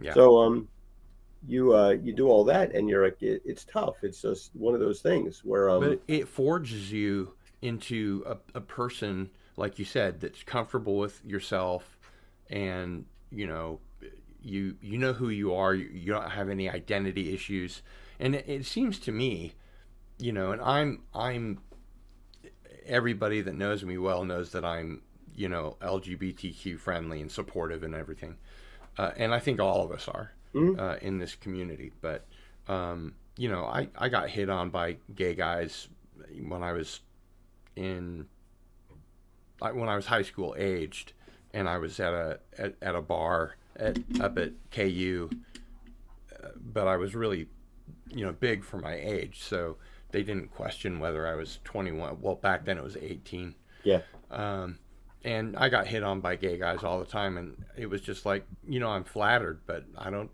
yeah. go that way. And I It's funny. remember the My first time I said that, the guy said, "Well, thanks for being such a nice guy about it." Yeah, my dad said this to me one time. He was back in the '50s.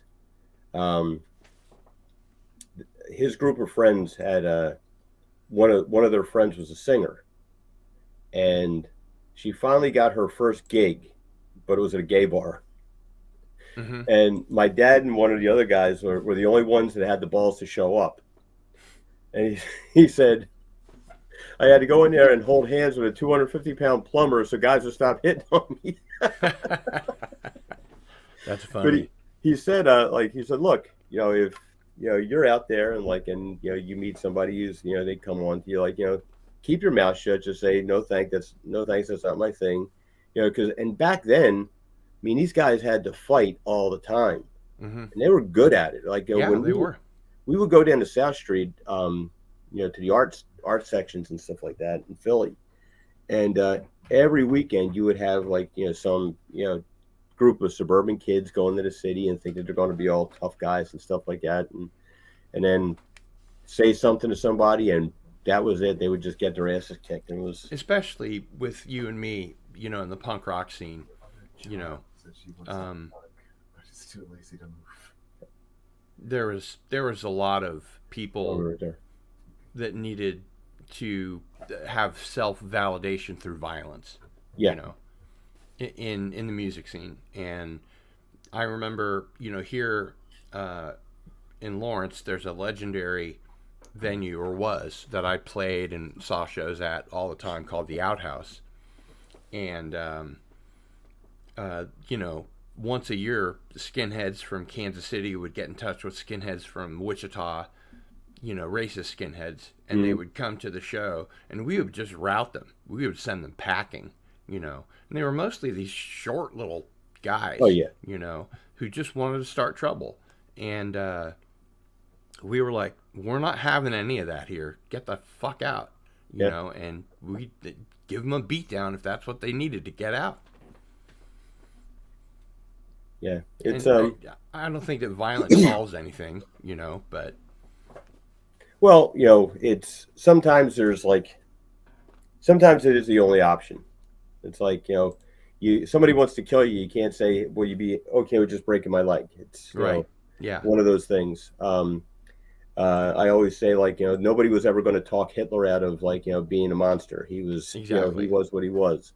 And the only way you're going to stop them is violence. It's but you don't have to tell peaceful people to be peaceful. You have to tell the violent people to be peaceful, and they're not going to listen to you. So all the bumper stickers in the world out there yeah, that's great, but you have to address things but we're now here we are in a time where where the reason that we're able to have these the Disney crews out there demanding their demands. all their demands, yeah, Yeah, and the reason they're able to do that is that people are accepting. The reason they're able to do that is because people aren't harassing them. If they were, they wouldn't be opening their mouths like this. right, And it all comes down to it's a lack of gratitude. It's you're not being grateful for what you have. yeah, It's I agree. you look at things but it's not where I want it. Well, too And bad. everyone knows Disney is a really gay friendly, LGBTQ friendly company, but when they do that, extra demands and stuff, it was still anonymous, Mhm. And the only way that Bob Chapek could have delivered, a counter offensive or whatever, is just to fire everybody that walked out that day, Yeah. Which weren't all gay people or all LGBTQ people. There were a lot of straight people that were just supportive. Yeah. Well, I mean, this whole thing though is I mean, I got one of my family members who's going through all this, trans thing and stuff like that, and it's Yeah, me too. um, I'm I know there's going to be a lot of suicides in the next 10 years because we used to teach people that it wasn't the car you drove, because everybody used to say if I just had this car, everything would be great. Right, If I just had this job, everything would be great. If I just made this much money, everything would be great. And then you get all that, and it's not great because right. you're still you, and you haven't learned to be comfortable with yourself. Mm-hmm. And nowadays, this is the in thing. This is the thing that's going to get you attention. And look, being old, you know that you don't have any idea who you really are until you're about 30. Yeah. This has been my argument with like the whole college thing. Like you want a 16-year-old to decide what they want to do with the rest of their life, Right. you know, and you're like, you haven't seen anything. You have no idea what's out there. That's why you have so many college kids out there who get done their courses, get done their major, and 5 years later they're doing a job that has nothing to do with what they went to school for. Mm-hmm. All the time. And yet we want the 16-year-old, and now you're saying like 7 and 8-year-olds can decide what sex they are, Yeah, that's you know, and it's because there's these activists out there that want to feel normal, and they think if everybody is like them, then they're normal. I think,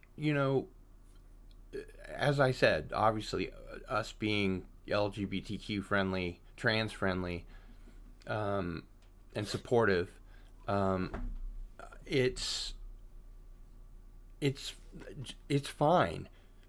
Everybody just needs to keep, you know, out of everybody else's business. What people do in their own bedrooms is their own business, Hmm. and they should keep it there. Yeah, It doesn't need to be something you wear on your sleeve. It doesn't need to be, you can identify that way, that's fine. But you've probably heard something like this, Andy. I'm not sure where it came from or who said it first or exactly how it goes, but something about, you know, you have the right to swing your fist anywhere you want until it hits my nose, mm, you know, and then that's where those rights end. And it's kind of the same thing for me. It's like I'm a nonconformist, you're a nonconformist, and all these people, are being demanding that everybody conform to what yeah, their nonconformism is that makes them the new norm. exactly. And that's been my argument since, I was 16. Yeah, and it's I have I look at this like it's the silliest thing in the world to my sensibilities to identify anything with your physical body, because at any point, That could stop. well, you could, I mean, you get burned, you get like my mother, when she had breast cancer, she refused to have a mastectomy because she didn't want to be deformed, Mm-hmm. so she died, you Mm. know and it's like, why? I'd rather have would have had my mom for 5 more years. I would Sure. have, that would have been great. It would have been like, but if it's like the beauty queen, if you put all this emphasis on your looks and then you lose your looks, what do you have left? you know you're not cultivating anything in here that's like, so why are you concerned about like, some appearance and things like that? It's like, I mean, yeah, like work with what you got, but it's like this comes down to, it's Michael Jackson, right? It's like, no, a little more plastic surgery, a little more plastic surgery. It's like, Mm-hmm. no, that you should be comfortable with yourself.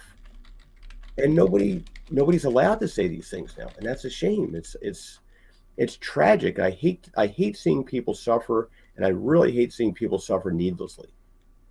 And Yeah. there's so many things out there that can make you suffer. You don't need to add to your list. You know, um, and you're talking about. I heard somebody say today about, well, you're not comfortable with yourself. Well, Jesus, how many of us as teenagers were comfortable with ourselves? Exactly. You I know, mean, everybody goes through that whole change hormonal aspect. That's how we go from children to being adults. And Crease, 1984, Hale, says it exactly. Your fist's freedom is limited by the proximity of my nose. Yeah.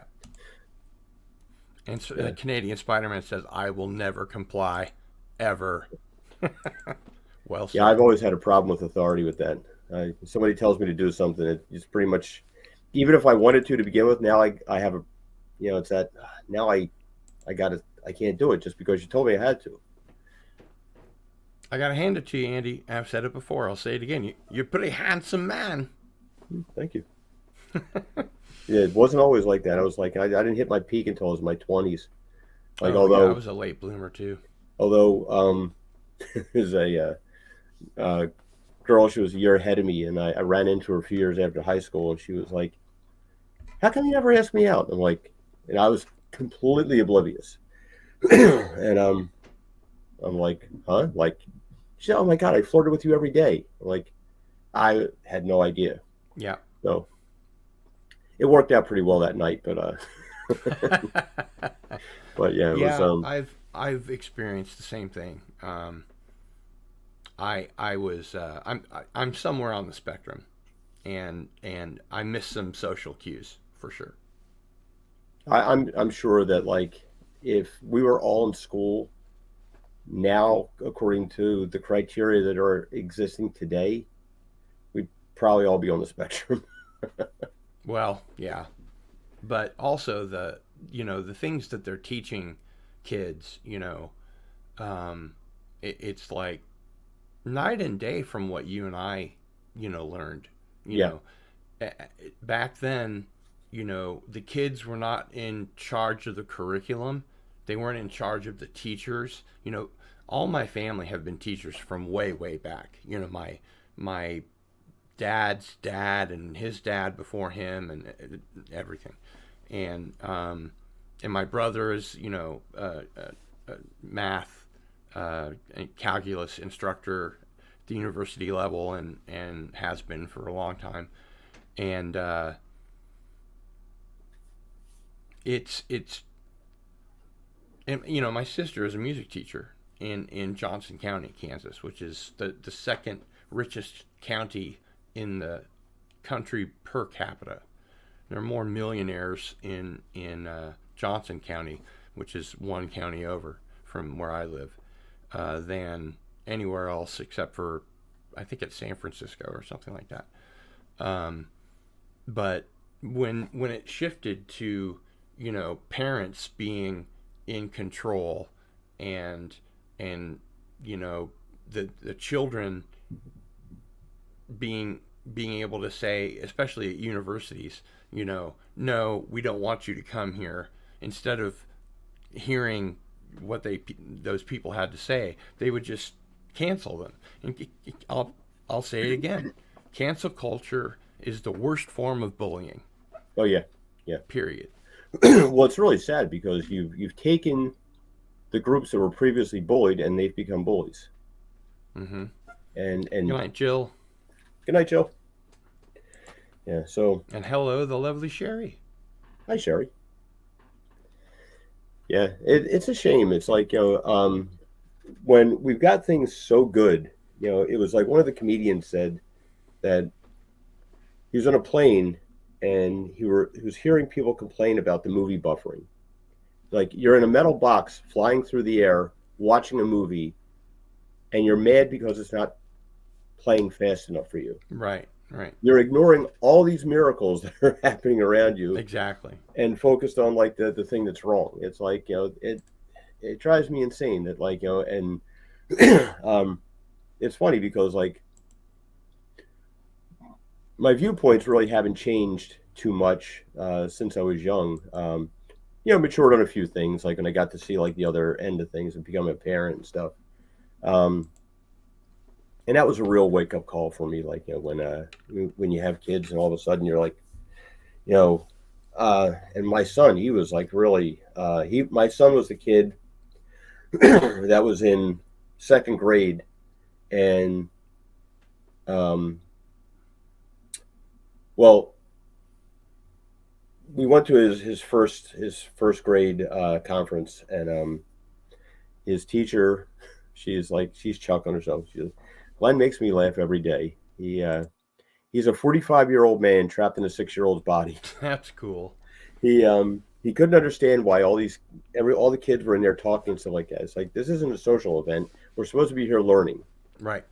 And he had to go up to the lunch aide and ask her what the word fuck meant because the kids at the table were saying he didn't know what it meant. Hmm. So like, oh, let's go down to the office and you can talk to the guidance counselor. Right, right. um, but yeah, so and you sit there and you try to shelter your kids from like all this stuff, and you try to like kind of give them a little bit of a buffer in between things, and you're like, And if you're not into something that like that all the other kids are into, like you're on the outside. Mm-hmm. And I'll tell you though, he uh there's as odd as it sounds, um there's a certain level of bullying that's necessary. That's like it's because it makes you it hardens you for what life's going to throw at you. Yeah, it forges And you into the person you're going to become. yeah, and we've gone so far the other way into like the Safe spaces and echo yeah, chambers. Yeah. and now nobody can deal with things. It's like I remember Yeah, they don't have the tools, literally. yeah, They don't have the toolbox. when I was a grocery manager back in the '90s, we had a girl that worked for us. She was going for her master's degree in psychology, and she was out for 6 months because her fiance dumped her and stress leave. And I'm like, Mm-hmm. and I'm sitting there looking at her. It's like, you're 27 years old. When I was 23, both my parents were dead. I was like, I had to like, do things on my own. It was like, and how is it that that's the most? And but I get it. Like, if nothing traumatic has ever happened to you, the first thing that Mm-hmm. happens to you is traumatic. Right. But you at some point you have to decide that you're going to be tougher. You have to decide that you're going to be stronger. You have to decide that you're not going to just fold when things get tough. Yeah. We all need a certain level of abuse. Good T-shirt idea. I don't know. It's like when when you go from being 4 or 5 years old into kindergarten, it's a huge change, but it's a necessary one, Hmm? you know. And then when you go from grade school to junior high school and to high school and to college, all of those are designed to be implemented in your life at the right times, and for everything that I talked shit on, the schools that I went to, and the teachers and the principals, and we had some corrupt, you know, uh, principals and stuff like that. That's gonna happen here and there, but for all the shit that I talked on it when I was going through it, um, it was important. It was that authority that I needed to get me ready for going into the work world. You know. Yeah, it's funny. Well, I used to have a really good friend. Probably one of my only friends left from high school, and she. It's funny because like she, well, I've always had my right leaning friends tell me how liberal I was, and my liberal friends tell me how conservative I was. Isn't that funny? Um, and so she, got pissed off at me, like, and like, you just like, you don't like to follow rules. And I'm like, you've known me since I was 15 years old. You were there when I got kicked out of English class for putting my feet up on the desk when, Miss Guathany says to me, like, were you raised in a barn? And I said, no, in a shack over a fish shop. Like, off to the office, I went like, and you're like, why can't you just follow the rules? I'm like, I I can't follow the spent rules. I So spent probably as much time in the principal's office as I did in class, to be honest. I had 34 detentions my senior year. Wow. And a lot of them were just because I would forget to show up to them. So, oh well. But yeah, Canadian Spider-Man says, "Good point, Andy Masterson. We don't know who we are until around 30, but we couldn't attend university at that age because we would call out all the professors' bullshit. Wouldn't work." yeah. It's a shame because like I always say, like there's a problem in academia where so many of them haven't lived in the real world, and they teach, but they haven't experienced. They're regurgitating, Right. and that's the problem. That's like you can't do that. You have to live things. You have to like you have to have real world experience with things. And they get in this echo chamber where they just sit around with each other and they pat each other on the back about how smart they are. Mm-hmm. And it's like the line in Ghostbusters where Dan Aykroyd says to Bill Murray, he said, like, you've never been out in the private sector. They actually expect results. You know, they um, and there used to be that thing. It's like, and it's what we're seeing with Disney now, right? It's like you see all these flops happening, and that used to be like, ooh, the brakes would go on, and Mm-hmm. I don't know how how much damage they have to take before they wisen up and like and realize. And the sad part is, I think that they're so stupid that they'll think, oh, let's just modify things a little bit, and then they'll play a little bit, and they'll go back to oh, look, we'll act like we're abandoning this ship, but we're not going to. And I mean, fortunately now we're living in a time where the technology and the ability, like music, okay, you can record your own music and you don't need a record company. You can Right. put things right out there. Um, you have like with the technology and the computer software now, people can make movies and special effects and stuff like that. And I think it's only a matter of time until that really starts to happen and become mainstream. Interactive things like where you're going to be able to enter into game spaces and things that are well, look at YouTube. YouTube is it's interactive, and that's why people like it. Yep. They like to sit there and like for. I mean, I can't understand why people like to sit there and listen to me talk about my boring life. It's like, but for this guy made action figures. It was so cool. Like okay. I'm like, I mean, I think it's cool, but I know that I'm in a minority. But it's um, uh, Well, but there's a niche in YouTube for that, yeah, and that's right, part of the area that we fall into. yeah, which is great because like you don't have to fit it, and that's the amazing thing about this, right? It's like, you know, we demand representation for everything, but there's something there for everybody. You can. It doesn't have to be in everything. It's Well, not and I going to was be in it. gonna I was gonna mention this earlier. Actually, I forgot. Um, I don't believe people that say I need to see myself on the screen. If anybody actually says that, I would not believe them. I've seen plenty of films and TV shows and streaming, whatever, media, content, although I'm not a big fan of that word, um, that didn't have anything to do with my life or my identity, but I was wrapped up in the story because it was a great story with great Yeah, storytelling, with great characters, and whether they were black, brown, pink, blue, green, had nothing to do with it. You can identify with a protagonist or even an antagonist if it's a well told story. Like, for instance, we were talking earlier about Coppola's Dracula and how he subverted it, and played up the love story angle, which, you know, isn't part of Bram Stoker's Dracula, which is ironic because that's what he named it. I Um, always say it's Francis Ford Coppola's Anne Rice's Bram Stoker's Dracula. yeah, exactly right. Yeah.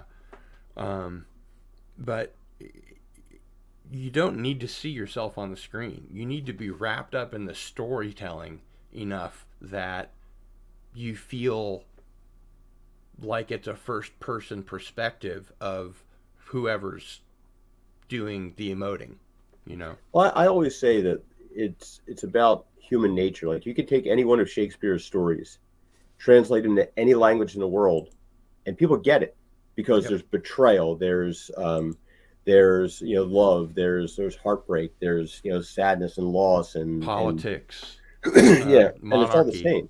Mm-hmm. And it's funny because like we see these things. Like I said this to my son the other day. Um, he was talking about like people at work, and he's been in the same job for like 5 years now. And I said to him like because he's working on getting into IT, and I said like, look, how many times have you seen the exact same people like come and go at Home Depot, where you have um, you got this guy, and he's an asshole, and he's got a big mouth, and he's arrogant and stuff like that, and then he quits or gets fired, and you know a couple of months later you get a new guy, and he's that same guy, different name, different face, but Mm-hmm. he's the same personality. He's and you get the quiet guy. And it just keeps cycling through, and you get this revolving door. You see a lot of the same people, different faces, but they're the same person. And I had a friend of mine once who she said she just gotten divorced, and she was like, I can't understand. I can't meet any nice guys. I said, well, you keep hanging out at the same bars, so they're all the same guy there. Like, Yeah. if you want things to change, you got to change with it, and like get yourself out of that comfort zone that you're in. You're absolutely right. And sad. I mean, God, has been 20 years. I have no idea whatever happened, but like, you just hope that someday those words that you can, because when you're on the outside, it's easy. Sure. You can see that stuff. It's when people get in there. It's like, oh, well, when it's They you, lose the objectivity. yeah, you're too close to it. You can't see the detail in the painting. But so, oh well. Yep. You're absolutely right. Well, I think I'm going to go hit the sack. Yeah. Get some sleep and do it all again tomorrow. Right on, man. Well, thanks again. I can't thank you enough. I'm just so tickled, and I always enjoy talking to you, and I'm glad that we got Likewise. to spend some time. And I want to thank everybody that's in the chat. We have Skogly Jotun here, and Tiger Stripes, and Crease 1984, and some of the usual suspects. Tiger Stripes now has her own channel. Say again? Tiger Stripes now has her own channel. Oh, really? Yeah. Cool. That's awesome. So, thanks to Auntie Derivative Jill and Canadian Spider-Man and Andy Masterson, and it's Cardinal Sin.